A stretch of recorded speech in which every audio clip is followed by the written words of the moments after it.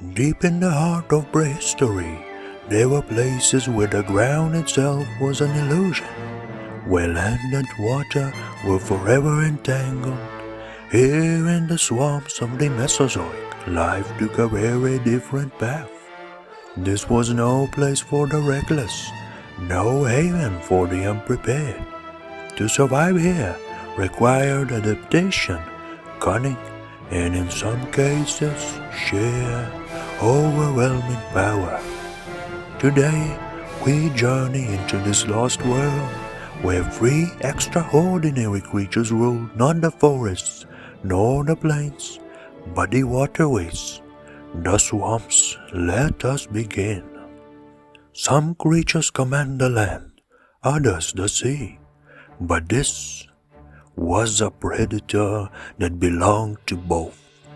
The Spinosaurus, one of the largest carnivores to ever walk the earth. Yet, unlike its land-dwelling cousins, it had no need for the open plains, no desire to chase its prey across vast distances. No, it was drawn instead to the waterways, where patience and precision reigned supreme. Its long, crocodile-like jaws held a secret weapon, teeth perfectly shaped for gripping slippery, rushing prey. And those powerful forelimbs, tipped with wicked claws, were not just for show. No, they were tools capable of snatching prey from the water, of holding firm even as desperate victims struggled for freedom. And then there was the sail, a mystery still debated this day. Was it for display, regulating body temperature, a signal to others of its kind? Whatever the purpose, it made the Spinosaurus one of the most recognizable creatures in history. But even for a predator of this size, the swamp was no safe haven. There were others lurking in the depths, waiting. Deinosuchus, the ancient giant of the deep. It is a mistake to assume that size alone determines dominance. In the swamps of prehistory, power was measured in something far older, far deadlier: patience. Beneath the still waters, the Deinosuchus reigned supreme. This was not a dinosaur, but a colossus of the crocodilian world, an ancient predator that had perfected the art of ambush. Unlike the Spinosaurus, it did not hunt with speed, nor did it pursue its prey. It simply waited for hours, for days, motionless, silent. And then, in an instant devastation, with a single strike, its jaws could shatter bone. Its bite was more powerful than that any of dinosaur that lived. Even the mighty Tyrannosaurus Rex, creatures that came too close to the water's edge, rarely had a chance to react before they were pulled beneath, swallowed by the abyss. In this world, strength meant little. Awareness was everything, and those who were unaware simply did not last. Ouranosaurus, survivor of the flooded lands. Not all giants of the swamp were hunters. Some found a different way to survive. The Ouranosaurus was no killer.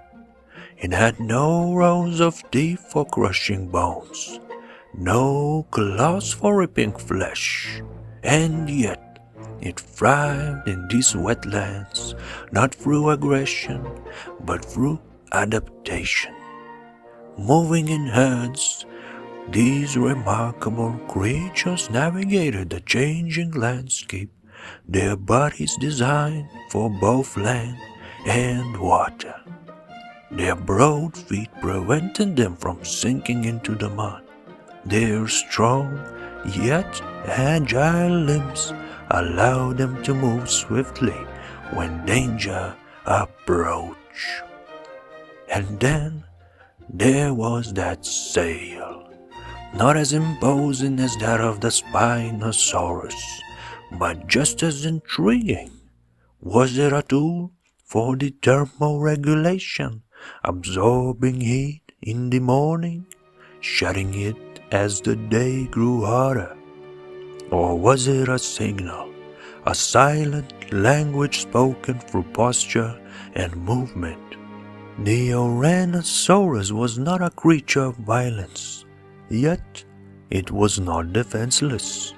It was watchful, always aware, always listening to the whispers of the swamp. In a world where survival meant understanding the land and the dangers that came with it, this was a creature that had mastered the art of coexistence. And so, we leave behind this world of shifting waters in a silent hunter wave. Here, among the reeds and murky depths, power was not measured in brute force alone, but in adaptation, in awareness, in patience. The Spinosaurus, the swimming predator ruling the currents, the Deinosuchus, the timeless ambusher striking from the depths, the Ouranosaurus, the wandering survivor, thriving in an ever-changing world. Free species, free masters of the swamp. The wetlands of prehistoric may have faded into time, but the lessons they hold remain. In every river, in every marsh, in every creature that treads the water's edge, their story continues.